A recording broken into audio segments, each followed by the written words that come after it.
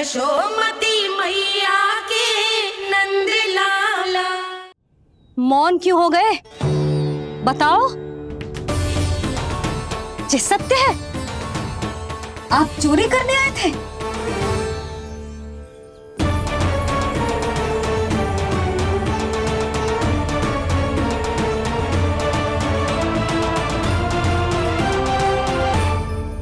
बच गए। बच गए। आप तो मेरे मायके से भी ना आए हो, है ना? आपकी इतनी सेवा की मैंने, आपकी औषधि, आपका भोजन, ये सब किया मैंने। आपको अपने पिता के समान माना और मेरे स्नेह के बदले जेल लौटाया आपने। आपको तनिक भी लज्जा ना आई? आपने मेरी ममता का उपहास उड़ाया है। एक स्त्री की भावनाओं का अपमान किया है आपने।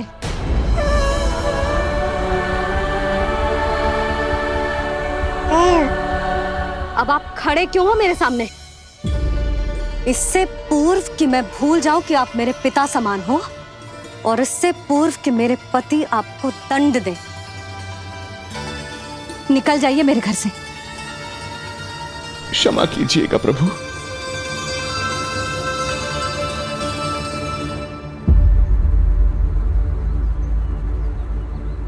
इसे ऐसे तो नहीं जाने दे सकते ना नंद। इसके कर्मों का कुछ तो दंड देना होगा इसे। दंड मिलेगा भैया, कंस देगो दंड ने। जब ये असफल उसके सामने पहुंचेंगे।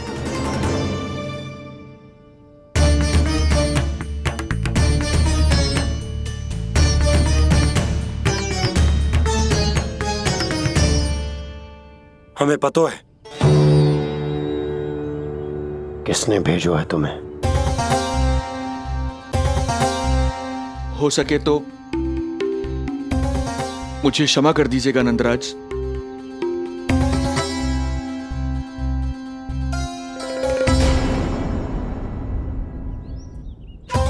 आप यहां से जीवित इसलिए लौटकर जा पा रहे हैं क्योंकि मैं हिंसा का विरोधी हूं, और मैं नहीं चाहता कि यशोदा को पता चले कि उसके लल्ला के प्राण बड़े संकट में।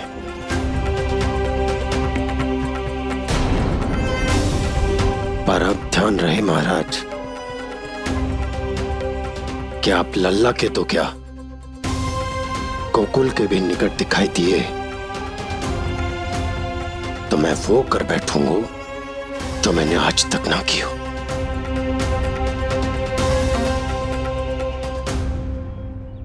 मैं क्षमा प्रार्थी हूं महाराज।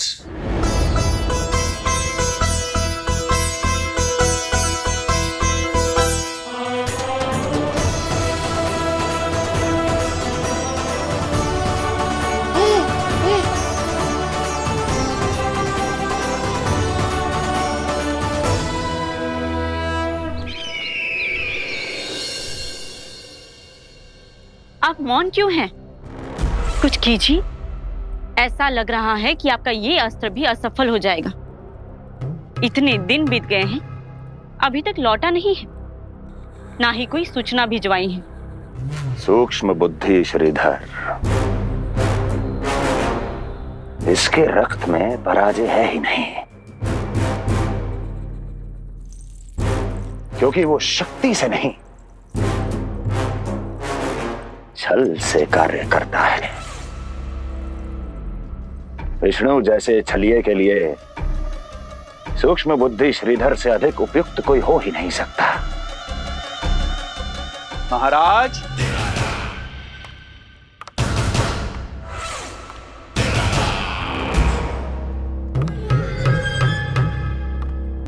जिसे आप छलिया समझ रहे हैं महाराज, वो तो सृष्टि के रक्षक हैं, पालनहार हैं वो तो।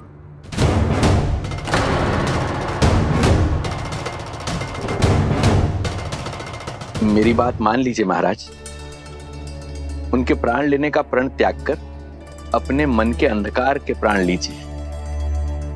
स्वीकार कर लीजिए उनकी कृपा। मस्तिष्क फिर गया है क्या? मस्तिष्क फिर नहीं गया है महाराज, बल्कि जीवन में पहली बार सही कार्य कर रहा है।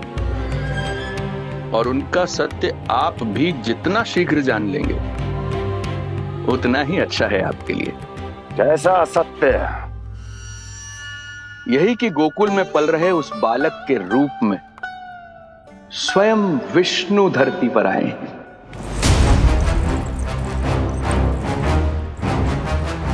यदि तुम ये सत्य जानते हो तो हत्या क्यों नहीं की उसकी? बड़े आत्मविश्वास से कहा था ना, प्राण ही ले लूं तो अब क्या हुआ? उनके प्राण कैसे ले लेता महाराज, जो स्वयं जीवन देने वाले हैं, जैसे मुझे जीवन दिया।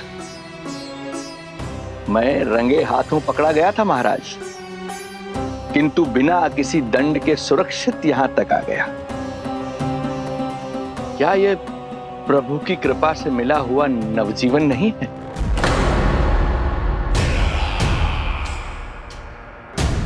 ये आपके सामने अपने शत्रु का गुणगान किए जा रहा है और आप अभी भी मौन हैं।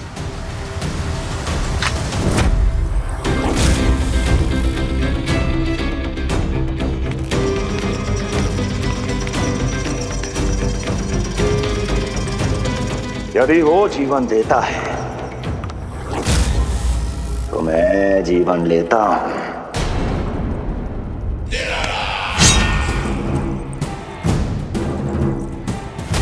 अब तेरा जीवन लूंगा यदि फिर से उसका बखान किया तो।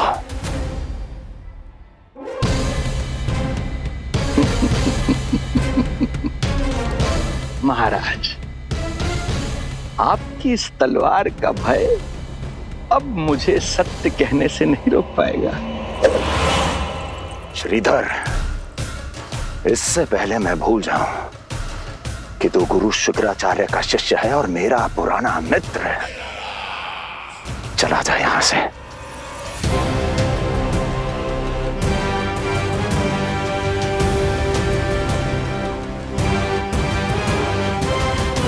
चला जा।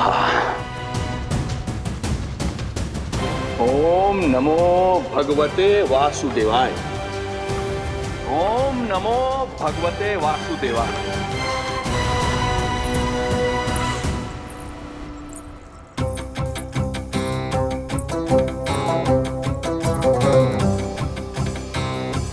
अब आप क्या करेंगे महाराज?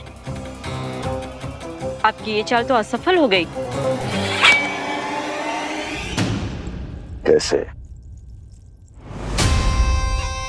कैसे असफल हुई मेरी ये चाल अस्ति? इसे विष्णु के अवतार का सत्य पता करने के लिए ही तो बुलाया था मैंने, और वो सत्य मेरे सामने है कि विष्णु का अवतार कौन है और कहां है।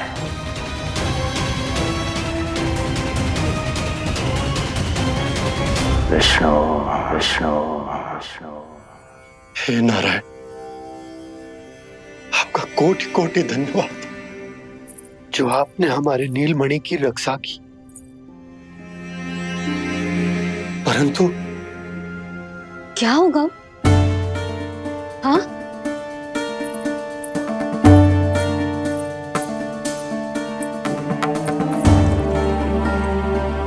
मुझे बताओ तो सही,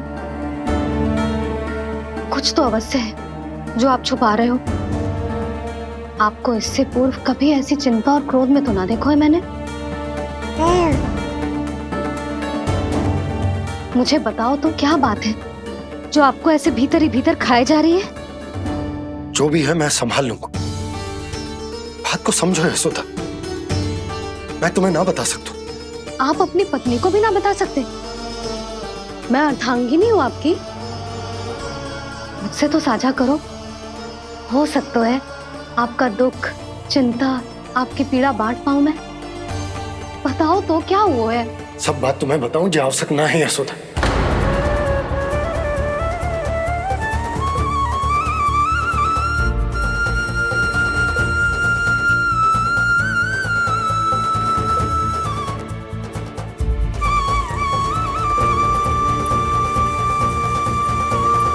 यशोदा,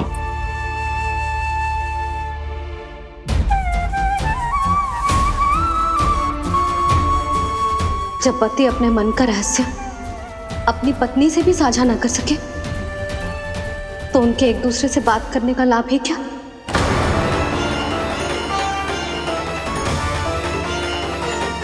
ये तो गड़बड़ हो गई।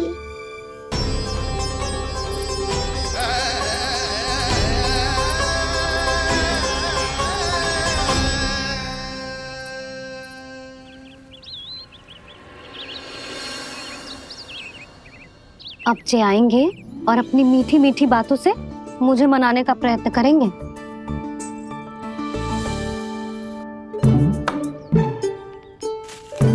किंतु इस बार उनकी एक ना सुनूंगी मैं। हाँ,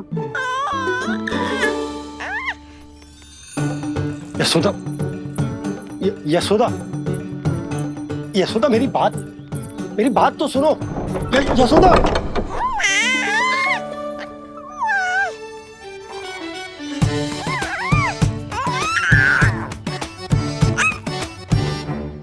तू क्यों मुस्कुरा रहा है? तेरी मैया को मनाना आता है मुझे। तू बस देख तो जा।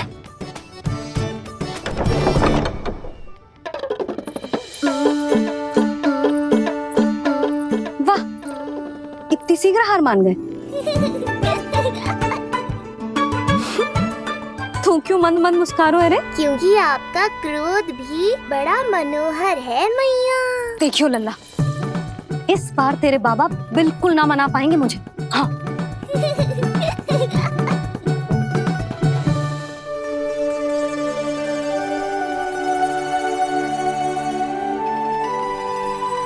जे मथुरा से लेकर आयो, पहनकर दिखाओ ना।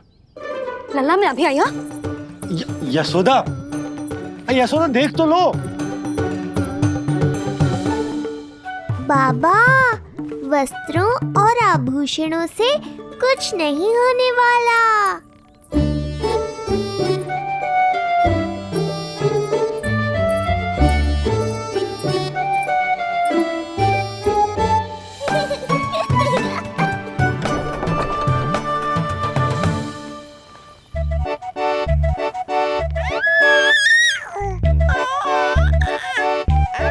तू क्यों खिलखिला रहा है?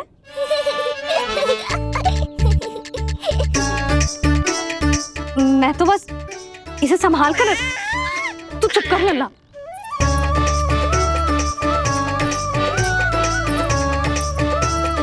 देखा लल्ला, बस तेरी मैया मानने ही वाली।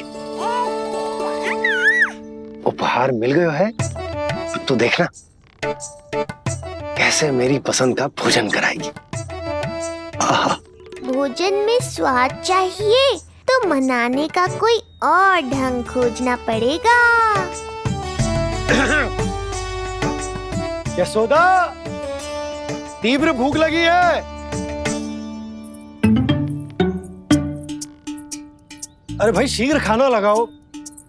और हाँ, थोड़ा अच्छा सा चटपटा भोजन करा देना।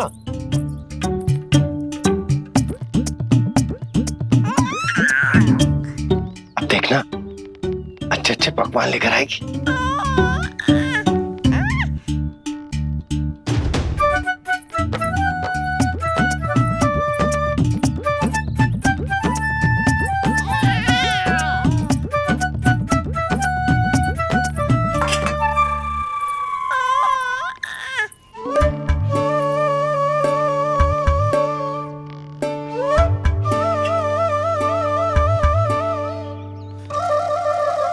सूखी रोटी और माखन। जो अपनी पत्नी को पूरी बात ना बताते उन्हें 56 भोग ना मिलता भोजन में। भले ही मनाने के लिए नए वस्त्र क्यों ना लाएं। हाँ, नहीं तो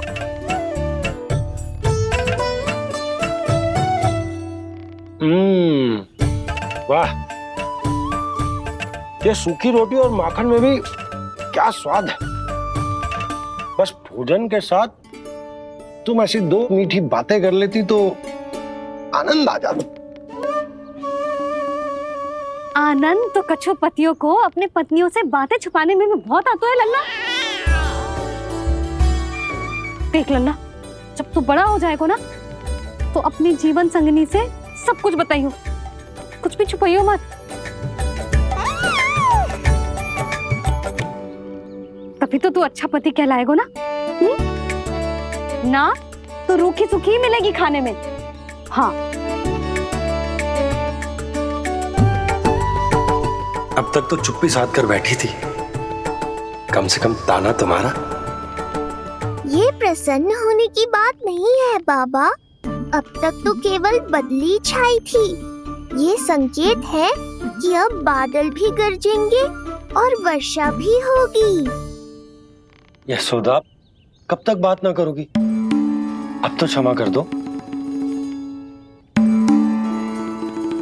रानी भाभी, आ जाओ।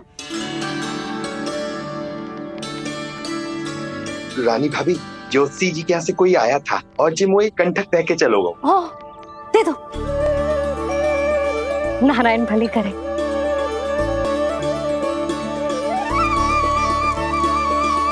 कंठक किस लिए?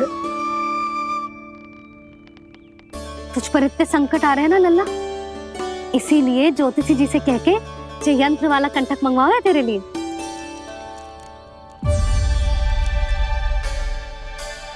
अब किसी और को तो तेरी चिंता है ना? बस क्या बतानो है, क्या छुपानो है, यही चिंता रह गई है।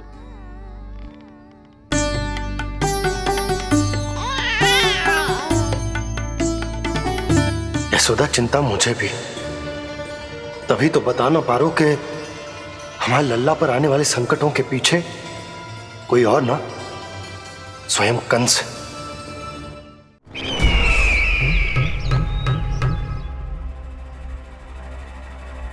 और उनका सत्य आप भी जितना शीघ्र जान लेंगे उतना ही अच्छा है आपके लिए। गोकुल में पल रहे उस बालक के रूप में स्वयं विष्णु धरती पर आए हैं।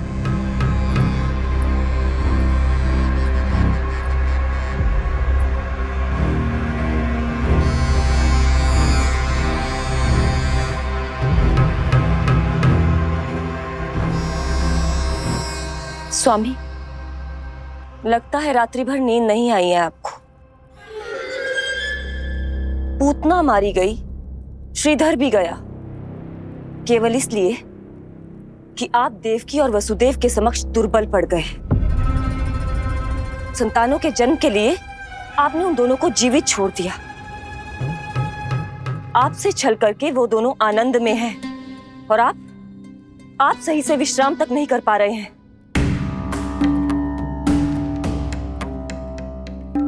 स्वामी, यदि आपके स्थान पर मैं होती ना तो उन दोनों को ऐसा कठोर दंड देती कि उचित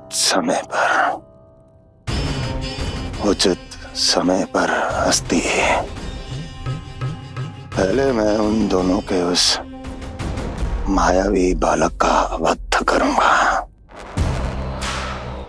फिर उन दोनों को अपने पैरों के तले कुचल दूंगा मैं।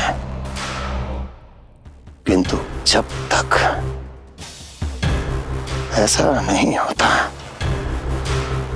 तब तक उन्हें जीवित रहना होगा, क्योंकि उस शिशु विष्णु के विरुद्ध वही दोनों मेरा सुरक्षा कवच है।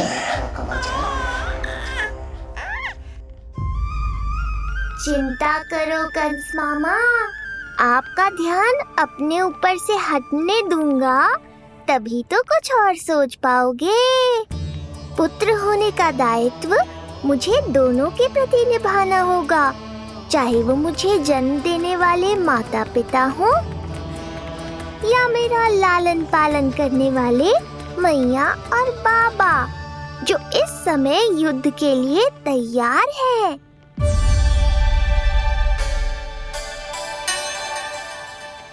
कम से कम मुझे बता तो देती, ज्योतिषी से परामर्श ले रही हो, मैं ले चलता तुम्हें।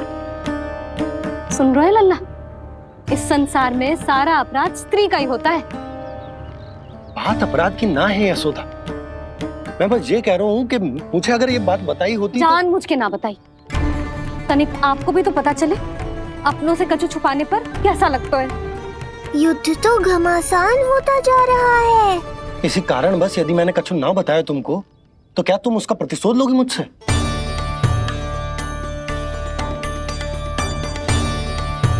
हे नारायण, ये क्या कहना चाहते हैं? क्या इतनी कठोर हूं मैं? लल्ला के लिए एक छोटा सा निर्णय तो लियो मैंने। अपने लल्ला पर क्या इतना भी अधिकार ना है मेरा? अब क्या हर बात पर अनुमति लेनी पड़ेगी मुझे? इससे पहले कि ये आंसुओं की वर्षा क्रोध की आंधी में बदल जाए, मुझे ही कुछ करना होगा। यशोदा, मेरे कहने का अर्थ, यशोदा बात तो सुनो। सुनने को बचो क्या है अब? आप बस कृपा करके मुझे उन सभी बातों की सूची दे दो जिन जिन के लिए मुझे आपसे आज्ञा लेनी है। उठना, बैठना, खाना, पीना सब आपसे पूछ कर ही करूंगी अब। अरे आप बोलो तो। क्या हुआ? देखो आपने।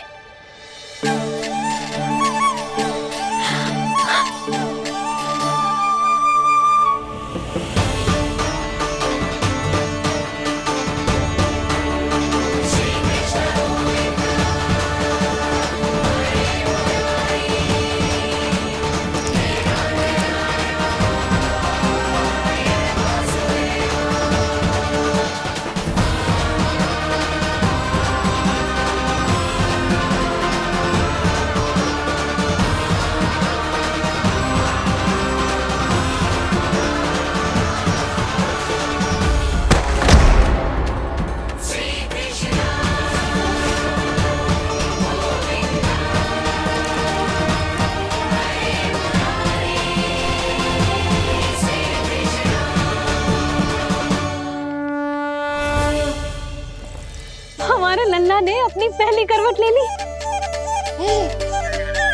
बहुत सही समय पर ली है। हमारा झगड़ा भी समाप्त करवा दियो।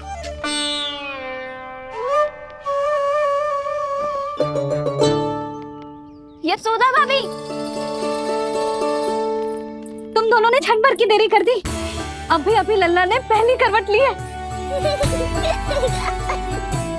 हाय, सच्ची? अब भूला जानकी, तुम पूरे गोकुल में मिठाई बंटवाओ।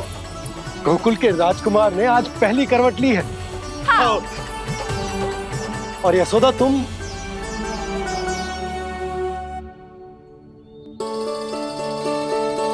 यशोदा,